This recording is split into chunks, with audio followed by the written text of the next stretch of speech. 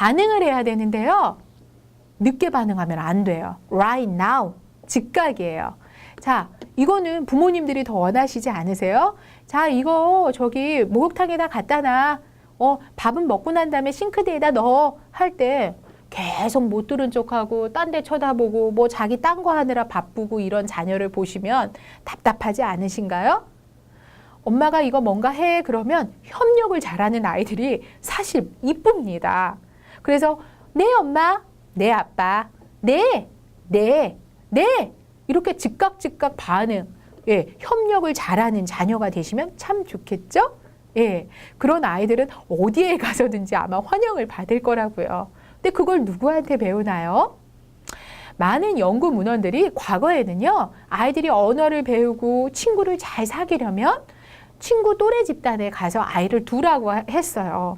근데 이제 최근에 뇌과학 연구나 최근에 이런 아이들의 그 사회성 발달 연구에서 살펴보면요, 1차 집단에서 좋은 애착 관계와 좋은 사회 정서적인 어떤 관계를 맺은 아이들이요, 학교에 가서, 예, 유치원에 가서, 어린이집에 가서, 동네에 나가서, 네, 좋은 관계를 맺더라는 거예요.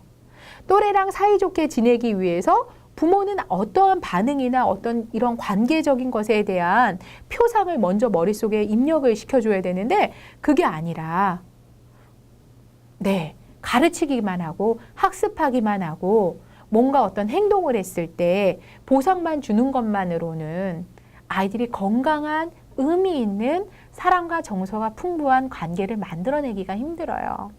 그래서 지금 하셔야 돼요. 즉각 반응하셔야 돼요. 그리고 좀 힘든 부분이 있는 경우는 뭐냐면요, 어떤 가족의 여러 가지 어떤 사업 실패가 될 수도 있겠고요. 또 부모님이 몸이 아프신 경우도 있어요. 여러 가지 안타까운 상황이 있는데요. 어떤 실패 경험 때문에 아이들이 어떤 이런 발달 지연이라든지 이렇게 발달 장애를 갖고 있는 아동들은요, 네, 좀 쉽게 용기를 잃고 사회정서 발달의 어떤 시작인 의사소통이나 사회적 상호작용을 멈추고자 하는 경우가 되게 많아요. 아이들도 그렇고 부모님들도 그렇고요. 또 부모님 두 분 중에 우울이 있는 경우에는 사회적 상호작용을 잘 안 하려고 하시죠. 그렇기 때문에 부모님들이 우선 신체적으로, 정신적으로 내 자신이 나는 건강한 사람인가 라고 하는 걸 스스로 물어보시고 체크해 보셔야 돼요. 그리고 내가 성숙한 어른으로서 아이들과 상호작용할 마음의 준비를 갖고 이것을 시작하셔야 된다는 거예요. 부모는 즉시 반응해서 아동을 지지해야 합니다. 그래서 즉각 가능한 한 반응해주고 0.1초입니다. 지지하셔야 돼요. 그런데 자꾸 뒤늦게 반응하거나 부모님이 모르는 사이에 자꾸 이런 신호체계들이 무시해버리면, 특히 36개월 이전에, 늦더라도 만 5세 이전에 부모님이 반응해주고 싶은 시간에만 반응하고 이러면 아이들은 관계를 맺는 능력을 배울 수 없게 돼요. 이것도 결정적 시기가 있어요.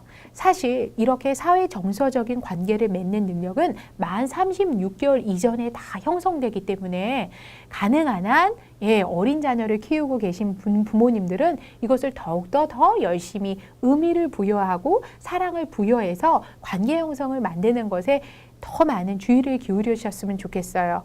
영어나 언어나 지적 능력을 가리키는 것도 이런 부분들이 형성된 다음에 하셔야 우리가 전뇌 발달이라고 하거든요. 뇌가 고르게 발달해서 자신의 삶의 질이 높은 아이로 성장하게 된다는 걸 잊지 않으셨으면 좋겠습니다.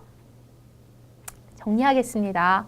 즉각적으로 반응하고, 네, 첫 번째 시간에서 배웠던 것처럼 아이를 좀 눈높이를 맞춰서 기다려주고 관찰해주고 가르치는 것이 아니라 긍정적인 말로 반응해 주는 것, 이것이 우리가 좋은 건강한 관계를 만드는 방법입니다. 자, 플로어 타임 세라피의 세계는요, 굉장히 무궁무진해요. 거실에서 또는 테이블에서 자유로운 놀이를 그린스펀 박사님은 할 수 있다라고 제안을 하셨어요. 그리고 많은 발달 장애나 발달 지연이 있는 아이들에게 이러한 기법을 적용을 했을 때 아이들이 놀랍게 사회 정서 발달 능력이 촉진되고 또는 장애를 갖고 있는 아이들도 굉장히 정상에 가까운 기능으로 촉진되는 것들이 많은 연구 문헌들을 통해서도 우리가 볼 수 있었고 확인이 됐다는 거죠.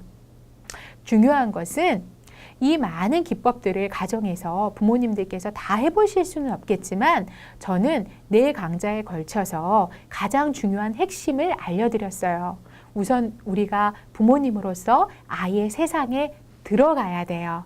아이가 세상 밖으로 나오기 전에 부모님이 사랑과 정성을 갖고 아이들과 좋은 관계를 만들어내기 위해서 아이의 세상으로 들어가서 기다려주고 보고 그런 다음에 언어적으로 반응해주고 그런데 그것에 강도와 빈도를 맞춰가면서 아이의 행동을 언어적으로 비언어적으로 반응해주고 모방하다 보면 그 안에서 의사소통의 가장 중요한 관계인 사랑과 존중이라고 하는 2가지의 중심 축을 만들어낸다는 거예요.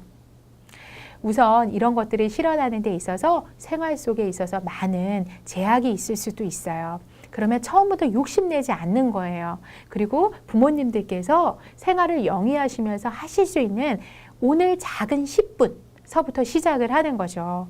그러면 아마 분명히 그 안에서 즐거움과 사랑의 관계를 경험하게 되고 이 의미가 무엇인지를 부모님들께서 몸으로 느끼게 되실 수 있을 거예요. 그래서 어머님들께서 꼭 용기를 내셔서 아버님들도 아이들이랑 관계 맺는 것을 두려워하지 마시고 좋은 관계를 가정에서 배워서 아이들이 훌륭한 성인이 될 수 있도록 내가 세상에 영향력을 미치는 좋은 존재라는 것을 알 수 있도록 도움을 주셨으면 좋겠습니다.